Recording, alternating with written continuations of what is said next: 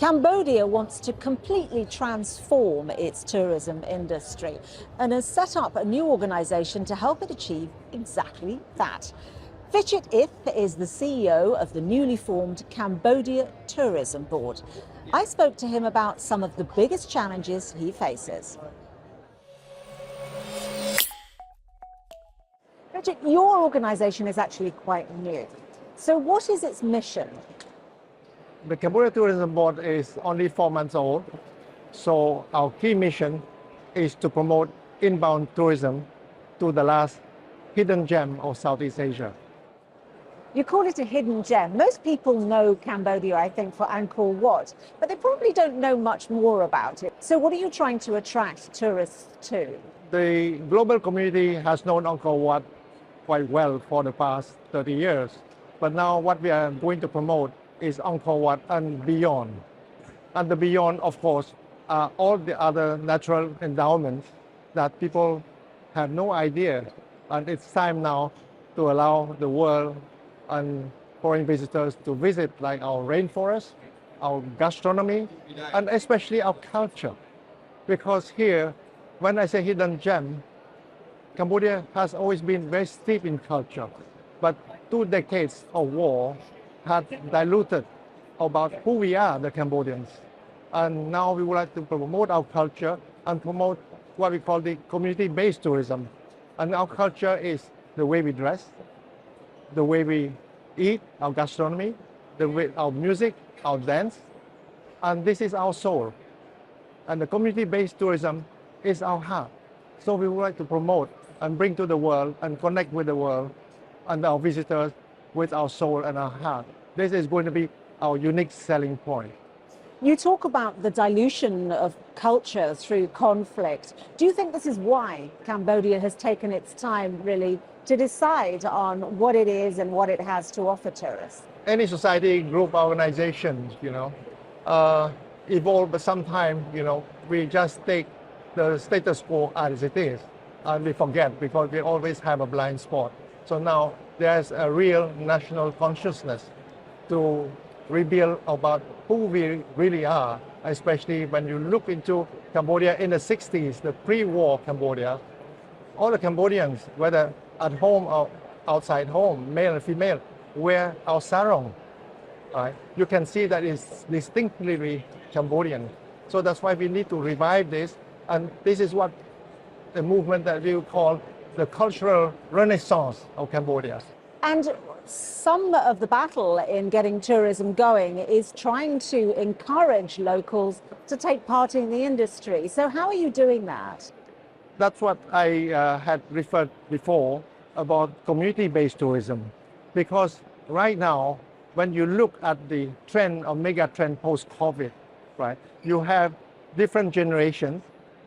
Even in the baby boomer generation, of course, the millennial generation, they would like to go to some destination that are not overcrowded, that has a lot of self-discovery and discovery to be made. And Cambodia happened to be in this sweet spot because people want to know and understand how do the people, local people live. And we would like to promote this. And this promotion of a community-based tourism is the best, most sustainable tourism that we can do and promote, because again, we promote who we are, and this is our IP. What about transport to Cambodia? It's not as well connected as other countries in the region. The physical infrastructure has improved quite a lot. For example, from Phnom Penh to the southern part of Cambodia, where we have pristine, crystal clear beaches located. It used to take about 6 hours to reach by car. Now it's only 2 hours because of a highway. So our infrastructure keep improving all the time. So that's the reason why it's time now, a window opportunity to really promote Cambodia, meaning Angkor Wat and beyond. So we have the cultural side, but we have also the beach side, but also the gastronomy, and allow people to visit other places. Having said that, also in terms of infrastructure, we have 2 new international airports, one in Siem Reap that had opened about a year ago, and the Phnom Penh International Airport is going to be inaugurated around June this coming June 2025. So our infrastructure keep improving, and we are expecting more direct flight from Europe starting from next year. You also want to increase visitor numbers during the low season. So how do you go about doing that? We like to term the low season as a green season because rain brings lush vegetation and beautiful scenery to see. Number one, the green season in Cambodia, you may have rainfall, but only for 2 or 3 hours a day, right? So number two, rainfall for some area in the world, like in the Middle East, they see this as a sacred event because they barely have seen rain in the Middle East. So what we like to do is to promote Cambodia to the GCC countries, because during the month of July and August, the heat may be unpleasant. So this fits with the climate of the Middle East? With the climate, yes. So they will really experience a much more pleasant climate in Cambodia, as well as promoting the green season to Australian and New Zealander. So you have to collaborate in order to make this happen with the private sector very actively, but you're used to that. That's your background. Yes, I come from the corporate world all my life. And here, the Cambodia Tourism Board is a public-private partnership platform where 50% of the board seats go to the private sector.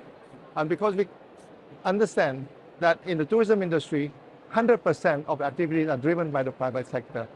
And they are really our most important partner because they understand what is the reality of the market.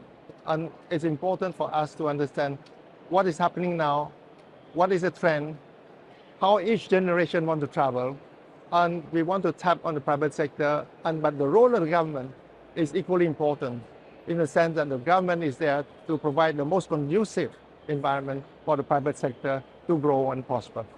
Richard If, thank you very much indeed. Thank you for having me.